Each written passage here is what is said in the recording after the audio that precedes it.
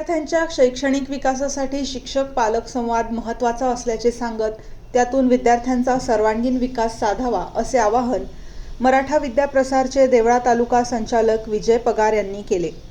अभिनव व जनता विद्यालय देवळा तालुका देवळा येथे सन 2026-27 या शैक्षणिक वर्षातील पालक मेळाव्याचे आयोजन करण्यात आले होते।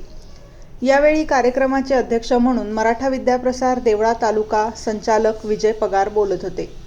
यावेळी विद्यालयाचे उपशिक्षक सुरेश आहेर यांनी आलेल्या मान्यवरांचे व पालकांचे स्वागत केले। कार्यक्रमाचे अध्यक्ष व उपस्थित मान्यवरांच्या हस्ते छत्रपती शिवाजी महाराज तसेच सरस्वती प्रतिमेचे पूजन, दीप प्रज्वलन करण्यात आले। संगीत शिक्षिका प्रगती पगार यांच्या गीतमंचाने स्वागत गीत सादर केले। विद्यालयाच्या वतीने उपस्थित मान्यवरांचा सत्कार करण्यात आला।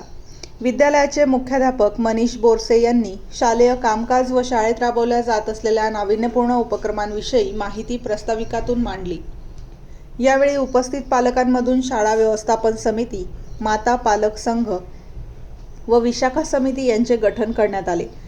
यावेळी पालकांमधून आपल्या पाल्याच्या शैक्षणिक प्रगतीबाबत अडचणी, शंका उपस्थित केल्या। त्यांचे निरसन विद्यालयाचे मुख्याध्यापक मनीष बोरसे यांनी केले। यावेळी पालक विलास जोशी यांनी शाळेला पालखी व विठ्ठलाची मूर्ती भेट दिली।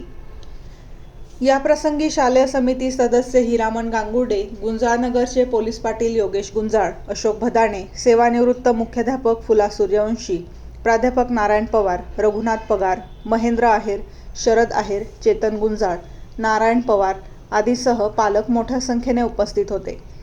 कार्यक्रमाचे सूत्रसंचालन विद्यालयातील उपशिक्षिका पूनम पाटील यांनी केले, तर आभार ज्ञानेश्वर आहेर यांनी मानले।